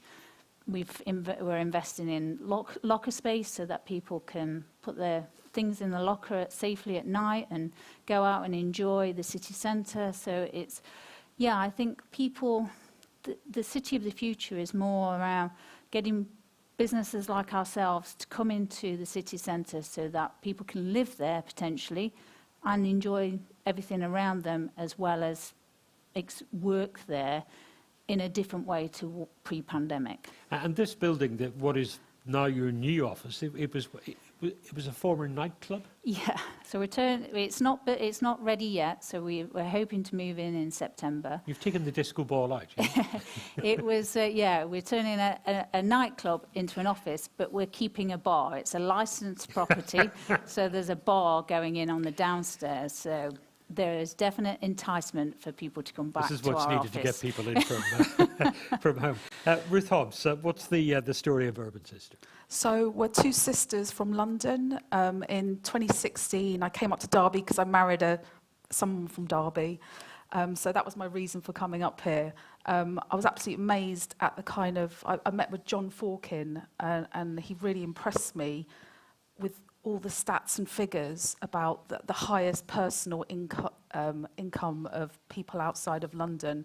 There's very high value properties outside of the city centre area, yet the city centre's quite vacant. It's got one of the top 25 universities. So we decided to concentrate our business on student accommodation, but pitching it really, really high and doing co-living at a completely different standard to what anyone's ever seen here in the city centre or, you know, in Derby. Our first building we converted on Lodge Lane won an award from the Property Investors Awards, which is a UK national award. We also run something called the Property Sisters, which includes 450 experienced female developers and investors across Europe, mainly centralised within the UK and around London. So we're running that as well. All of us, we're all looking for investment opportunities, and we believe that, you know, for the future, Derby has something really, really special about it. It has really, really special people that are in it and supporting it. And there's a real opportunity for us micro developers to take empty buildings and repurpose them, you know, reignite them, give them a new purpose. It's almost a bit like a blank canvas here. We've also got amazing developments happening. St James Securities are doing, that's why we bought 2 buildings on the Wardwick, because of that scheme. You know, Vicky's put her development there as well with her business, because we've got St James's Security, you know, the big development coming in. So it's almost having this ripple effect. You can see it, you can feel it. And, you know, hopefully we can help to give confidence to other micro developers, you know, to come into the city centre. I also want to say a big thank you to the council as well, to Paul, who I feel now are really, really supporting us small developers, along with Marketing Derby as well. So, you know, if there are any micro developers looking, you know, Derby, you know, we always said, you know, the biggest secret, don't tell anyone about Derby. But, you know, the secret's out now, and, you know, I would say to any micro developer to, you know, to come to Derby and have a look. It's interesting that you mentioned Paul and St James's as well, Yep. because they're at one end of the Yep. development spectrum, big Yep. developments. You are At the other improving end. the city effectively one building at a time. Yes. But you see the relationship as collaborative. Absolutely, yeah. Because if they're willing to invest such a huge sum of money, then I'll invest as well off the back of it. So, I mean, you do hear murmurs about, oh, it's not happening, I can't see anything happening, I can't see anything happening. But, you know, next week the cranes are going to go up. So that will give a massive incentive to micro developers again, that there is actually something happening. And Camille, the university and the business school have exciting plans for development as well. Share those with us. Okay, thank you very much. We've been toiling with that idea for the last 2.5 years or thereabouts. But I would say it's coming up now at the best time, because if we had actually nailed all the plans prior to the onset of the pandemic, that would have been really, really very difficult for us. So in the last 9 months or so, we've now factored in what would be the future of education or business education post-pandemic, and that has really helped us. And we are currently engaging with our stakeholders, key stakeholders within the city and within the sector of higher education to ensure that we get that right. So our plan is to have, to be able to accommodate about 6,000 students by 2030 and to complete the building by September 2024. So that's our plan. So this is bringing the campus into the city centre and a new building for the business school as well. A new building for the business school as well. Being the only, we are conscious of the fact that we are the only university within Derby and Derbyshire, And that comes with a huge responsibility towards the region, towards the city, and towards our business collaborators. Coming to the city centre will really enhance that and will support the Derby's growth, prosperity, innovation, enterprise agenda. Thank you. And Mike, the Derby Riverboat? Yes. One boat? At the moment, yes, Yes. one boat. So this is part of a bigger scheme for us. So we are the Derby and San Diego Canal Trust, and the primary purpose for the trust is to restore the original canal into Derby along the original route, or as close to it as possible. So that's a kind of green corridor into the city, and yeah, the most immediate thing that we're doing is this riverboat called Outram. It's an electric riverboat. It's got solar panels on the roof. We've got a little mini cafe on board, and the idea is that we get passengers on and take them up on a trip up and down the river. We have a beautiful river, and I think it's been said before. I'm sure I've heard Paul Simpson talk before about blue and green. He's probably going to do it again shortly. But we think that's really important too, and we want to make something of the river, and also our city's heritage, which doesn't get talked about very often, needs to be mentioned more often. And we've got a commentary on board where we'll tell people about Derby's history, our future as well. And important to you, but also based on that Slido question that we asked earlier, yes, important to the people in the room and the people who are watching this summit at home as well. Roughly half of them said that's the next priority, blue yes, and green spaces. Yes, yes, definitely. And we definitely think that by being on the river, we're also hopefully encouraging more footfall into the city centre. So in terms of how we feel that we're benefiting the city, we're attracting people in, and we're signposting people. So you might go on a river trip on a Saturday morning with your family, and then once you've finished, we hope people will go on and have their lunch in the city centre and go to the theatre or go and visit the marketplace, something like that. So. And this is all about making Derby a livable city centre, a place where there is a curation of experiences. And Vicky, you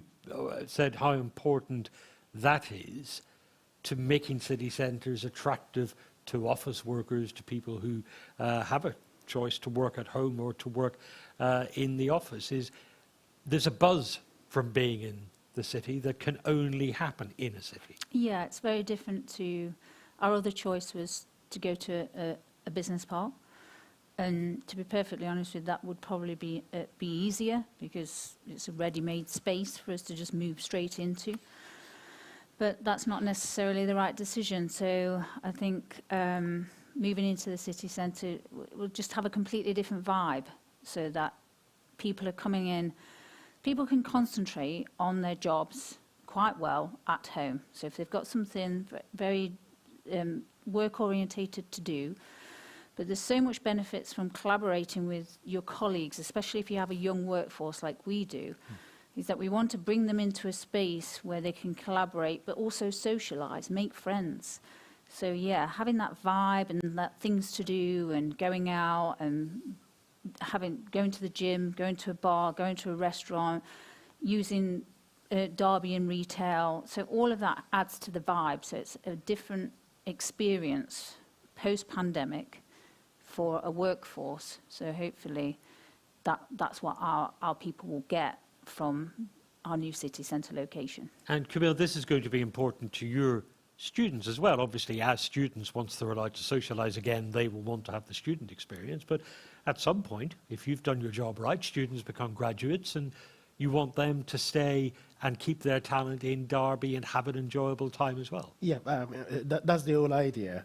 We thought bringing the business school to this, close to the city centre will enable them to feel the city, live the city, and when they have that opportunity to actually interact with business leaders during their studies, then the equation is completed.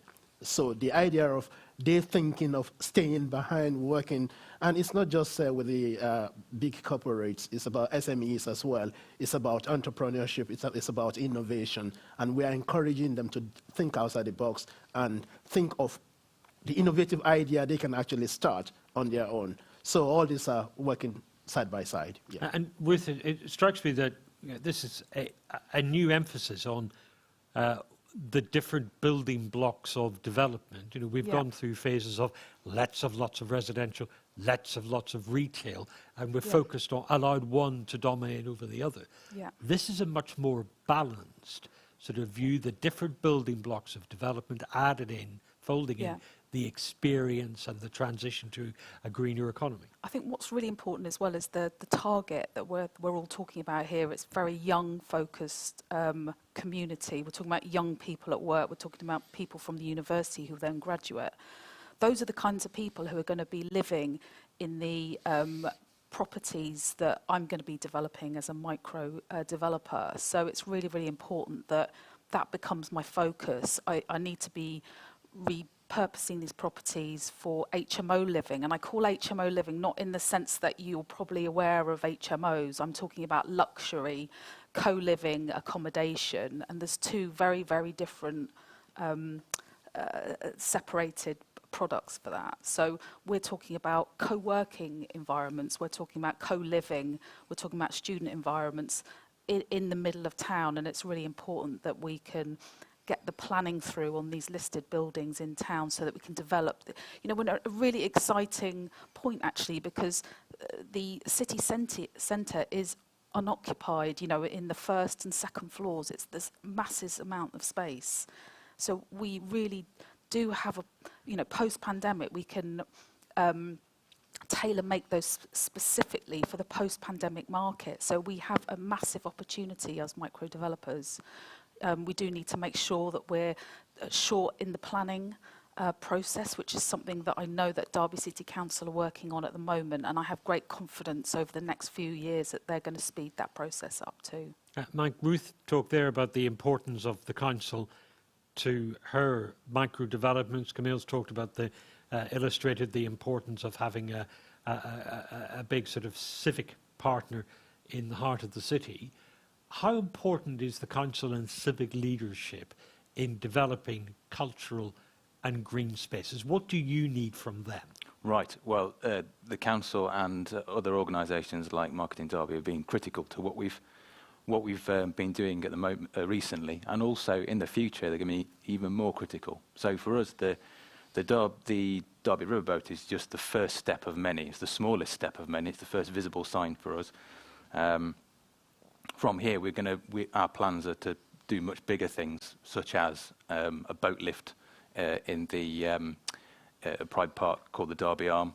And that's going to require some pulling together of private investors and the public sector to pull off. But again, creating an eye-catching monument that will be known across the land. So we to pull that, if we do manage to pull that off, I think it would be quite a big thing nationally, if not internationally. So the closest thing at the moment will be the Falkirk Wheel. That's in Scotland. It attracts 650,000 visitors a year. If you can imagine putting that right in the middle of the country, alongside all of the other things that we've been talking about today, we expect to get at least that. And then once they're here, we take them along the river into the city centre. And the spin-off from that will be lots of waterside development all the way along the river, right into the city centre, with boats, river festivals, anything you like really. But it's the start. It's these building blocks that we go from It's a great glimpse into the future. I want to thank the four of you for sharing your stories with us and your prospects for the future as well. So thank you very much. Please join me in thanking Vicky Critchley, Ruth Hobbs, Professor Camille Ritoso and Mike Wingfield. Thank you all very much. Let me get you to click on Slido once again, slido.com. The event code is today's date. If you need it, 1407-2021.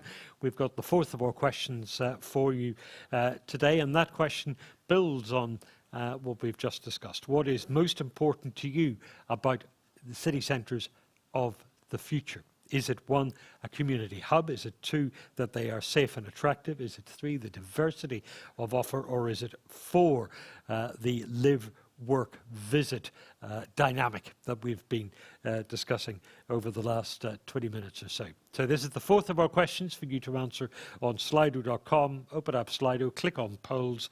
There is the fourth question. What is most important to you about future city centres? What is it that's needed to make them click? Is it a community hub? Is it that they're safe and attractive? Is it the diversity of the offering? Or is it that combination of live, work, visit?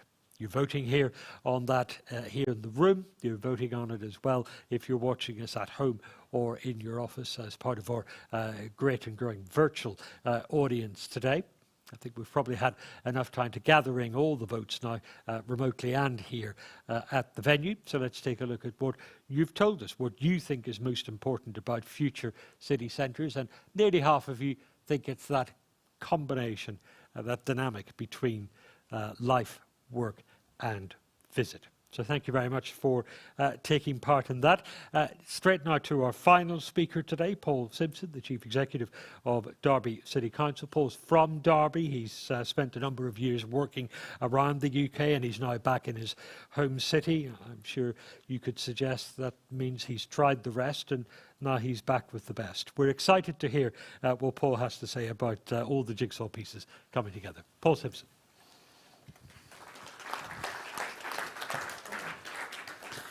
Thanks, Declan, and morning, everybody. Great to be back. And the problem with being last is all the best lines have gone. So, but there we go. I guess there's something about repeat, isn't there? So some of mine will be some of my presentations can be familiar to you.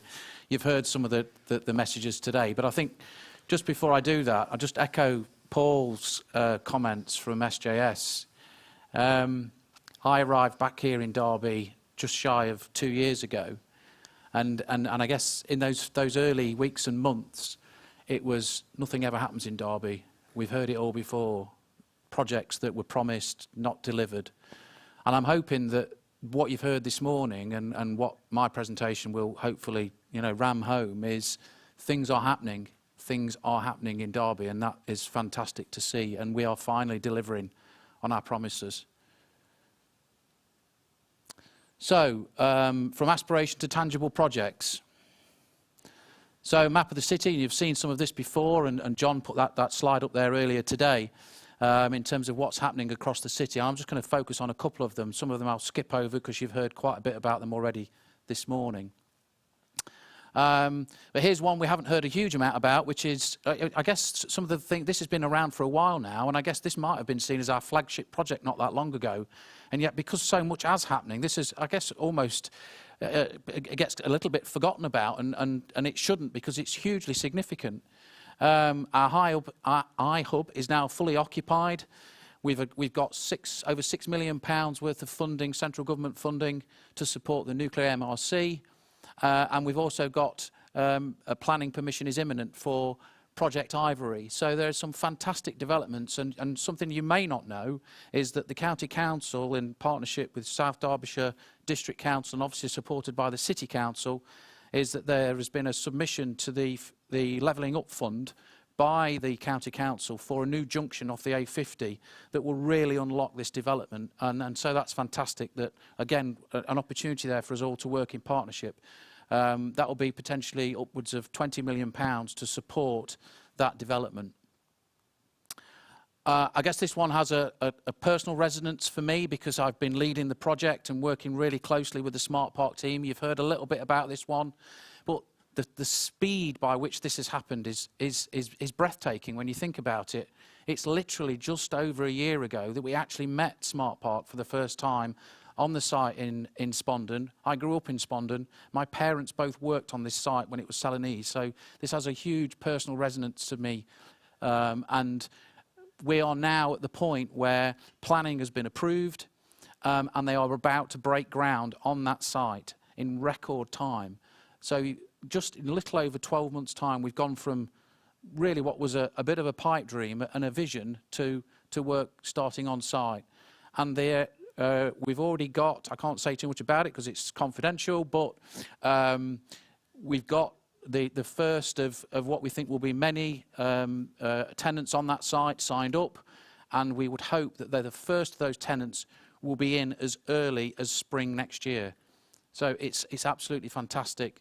The council, as we heard, has invested about £5.5 million of its own resources. We got £12 million worth of funding from the government. That will lever in £300 million worth of private sector investment, bringing in 5,000 jobs and upwards of 7,000 potentially. It's massively important for Derby, and the themes that Chris talked about earlier around diversification and decarbonisation, etc., this will really add value to those aspirations. And Chris also talked about the new swimming pool at Moorways. I'm sure many of us who've lived in Derby for a long time, I certainly went swimming there as a child, and it will be great to see that site again brought back to life with something that will have regional, potentially national significance. And as Chris said, you know, we've got really strong interest from some major players there in terms of an operator. And again, the council's put its money where its mouth is in terms of £40 million worth of investment, bringing that opportunity forward. That will be the next facility to open. We've obviously had the fantastic news very recently about the Museum of Making. That will open in the spring of next year, and I can't wait for that to see that happen, and the people of Derby and the surrounding areas getting to use it and enjoy it. Again, we've obviously heard from Vicky, and it's fantastic that we're beginning to see new companies seeing Derby as an opportunity to invest and bring their organisations to Derby. This is another one. This is a facility, the factory that you can see there in the background, it was a council-owned facility. This organisation, NEOS, saw an opportunity. Our team met with them and worked really, really hard to bring a high-tech manufacturing group to Derby, working with the likes of Royce's, Alstom, Toyota. These guys work in I've forgotten the name of it now. That's sorry, composites. That's the word I'm looking for. Thank you, Chris. The composite industry, and it's absolutely breathtaking what these guys are doing. They've got cars for Formula One made out of carbon fibre, and a whole range of opportunities around sustainable development going forward. So fantastic news, again, bringing 150 jobs, upwards of 150, maybe more than that, going forward. So a fantastic investment in Derby. I'm not going to dwell on that because you've seen it before, but I think there's a real focus. Some of the investment around the city is really, really important. The likes of Smart Park, the likes of NEOS and others.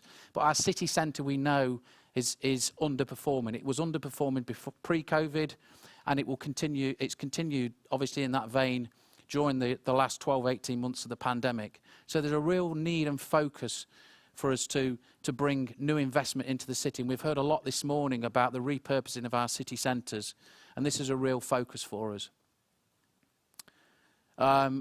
We've talked a lot about city centre living, and it's so positive to see these developments coming out of the ground.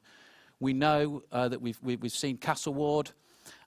This is the Nightingale development on the old DRI site, bringing 800 units. First phase of that has already sold out, which is absolutely breathtaking in terms of bringing new people, new communities to Derby, to enjoy the facilities that we've got, to use the Derby and to use our Cathedral Quarter, our St Peter's Quarter, etc. And obviously all the facilities that we're looking to bring to the fore. I've mentioned Castle Ward. Again, phase 1, phase 2 complete. We've got the CPO process underway for the second phase, bringing forward another major development for the city and enhancing that city centre offer and bringing more people into our city centre to live, work and play. And that mantra is absolutely key throughout what we've heard this morning.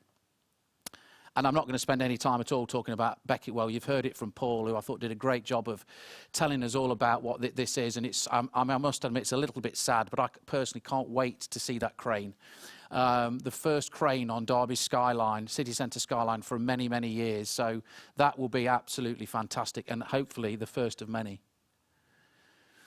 We've heard from Vicky talking about the more flexible working, and that is a key theme. I think we are going to see more hybrid models coming forward. But it's really interesting to think that when we first were in the pandemic, kind of 12 months ago, people were talking about the death of the office. and that people would never come back to work in city centres again. And actually, I don't think that's true at all. In fact, I think it's to some extent it's the exact opposite. I'm sure many of you are aware of Cubo, Mark's business, which has gone from strength to strength, a repurposed of the old post office. Mark's got people literally banging down his door for space in Cubo, and he's looking at other opportunities in the city, because people do want that opportunity to collaborate. They do want to come to work and bounce ideas off each other, be creative, and you can't do that sat at home in your own office. It just doesn't work. And as Vicky said, great opportunity for people to come in, to socialise, to go out for a drink after work or a bite to eat, to go to the theatre, a restaurant, whatever it might be. We've heard from Vicky about Bamboo Cloud, and it's great that they're going to be here. We've got the old Berlin's building, which is potentially going to be repurposed, and other areas of the city centre as well. And of course, the City Council's playing a huge role in providing the additional restrictions grant to support businesses coming into the city who want to potentially relocate, to help with renovation costs, those kind of things. I've talked about the Museum of Making. What a fantastic facility that is, and as has already been said, if you've not had the opportunity to go to it, I really encourage you to do so. It's already had national and international recognition, and absolutely right that it should. And what a fantastic way of celebrating, 300 years of innovation in our city. It's a great facility, and as Chris alluded to at the beginning, around the City of Culture, will play a huge part in our bid for that award. The Market Hall, and I was speaking to some colleagues, how great was it to be outside this morning and talking to people rather than sat in front of a computer screen, and talking about the Market Hall and the fact that people can now see it. It's been so long, it seems, in terms of the process to get this iconic building brought back into use, and how marvellous is it to see the new copper roof coming to life. Again, the council's put some of its own resources, and as we've heard, the Future High Street Fund as well, will transform that space, both externally and internally, into something that will bring and really enhance the ability to add vibrancy to the city centre. Something that you may not know about is a piece of work that we've got underway about our cultural heart, and that's, I guess, a visioning exercise to look at what we could do with the city centre. We've got a fantastic asset in the marketplace, in the Guildhall, in the site where the Assembly Rooms currently stands, and obviously in the surrounding areas as well, the Museum of Making, of course. A fantastic opportunity to really reinvent what that space can be used for. We've talked about the arena and the benefits that will bring again, so I'm not going to dwell on that.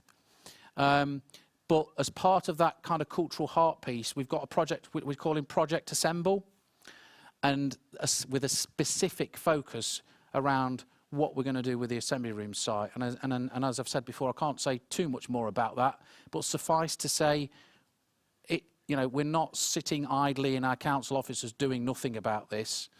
This is a massive opportunity for this city, and we're working with partners about the possibility of bringing a new cultural asset onto that site. And that's something that obviously you'll hear a little bit more about as and when we're able to do so. John provided me with this really good quote. He'll tell you where he got it from. Streets and their sidewalks, the main public places of a city, are at its most vital organs. And I was really pleased to hear from Mike. And we've been working with the Canal Trust over the course of the last few months on their aspirations. And if you haven't seen the photos about what Mike was talking about with the Derby Arm, there it is. I mean, I think this to me would be genuinely transformational for this city, genuinely transformational. And I'm pleased to be able to say that the council, again, has put its money where its mouth is. We've provided some funding for the feasibility study for this. I think this is absolutely worthwhile, this city going after. We have to be aspirational. We have to think about the future. And we have to think about making Derby a tourist attraction. We've got so much to offer. We're at the heart of the, you know, the gateway to the Peak District. We've got this amazing natural asset on our doorstep, which we have literally turned our back on. We simply have to reverse that. And this is a really good opportunity, and it's something that we're going to explore. You might not necessarily know what that is, but the idea behind this, and some of you will be aware of this, is the deculverting of some elements of the Mark Eaton Brook, which runs at the moment underneath the city centre and obviously opens out onto the Derwent. Many cities have done this. I think, again, it's a fantastic opportunity to look at the possibility of doing something like this, creating that green and blue space. And it got my vote, and it seemed to get the majority of everybody else's. We absolutely must create more green and blue space within our city centre. It's very grey. It needs to have more vibrancy, more colour. That's what people want. The pandemic has shown us the importance of accessing open space and the natural world. And obviously with our climate challenges, this would be a great way of contributing towards that. So this is something else that we're looking at in terms of opening up parts of the city centre to that natural watercourse. And you think about what the benefits that would bring in terms of hospitality, you know, cafes and bars opening up alongside that would be absolutely amazing. And we've seen a lot of this already in this morning's presentations, and I think the one that's of real interest, other than the ones you've heard about already, is, and Chris alluded to this at the beginning in his presentation, that's what I guess the future might look like in terms of that Riverside Park that Chris referenced, in terms of the One City, Our City, Our River project. Again, you know, backing that up in terms of more blue and green space within our city, and bringing people back to access the river, because it is a beautiful asset that we really do need to make more of. There's a bit about connectivity, and that is our rapid mass transit system.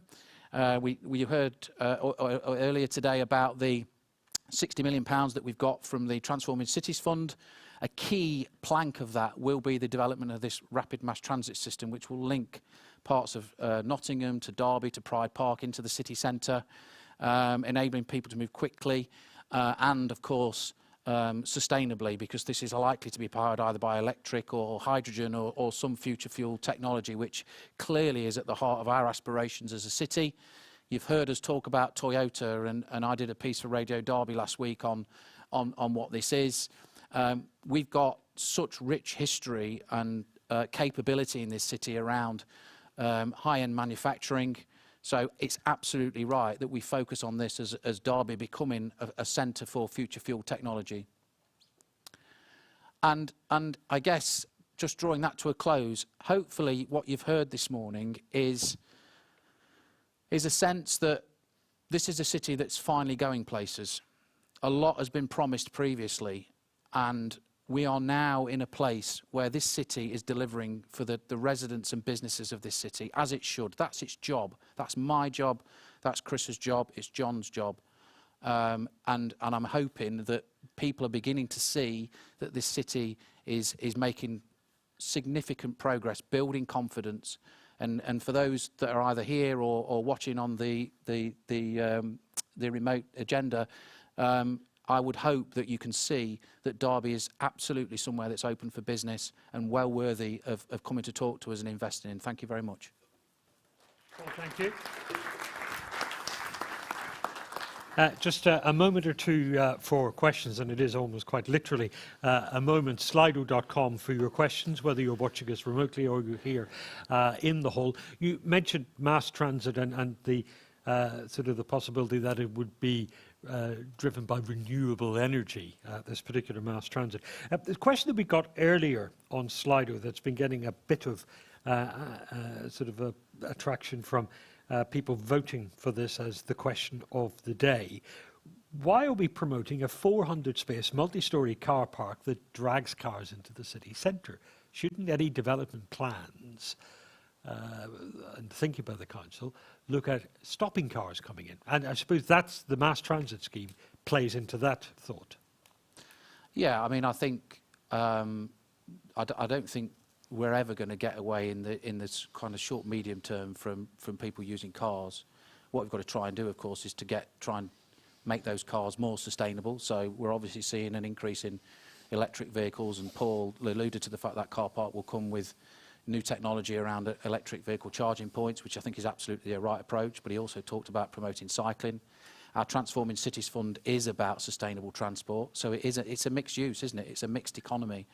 People like to use their cars, they're convenient, they do create challenges and problems, but I think it's about getting the balance right between sustainable methods of transport, be that through cars that are more sustainable, and also promoting active travel, walking, cycling, etc., and using effective, sustainable public transport.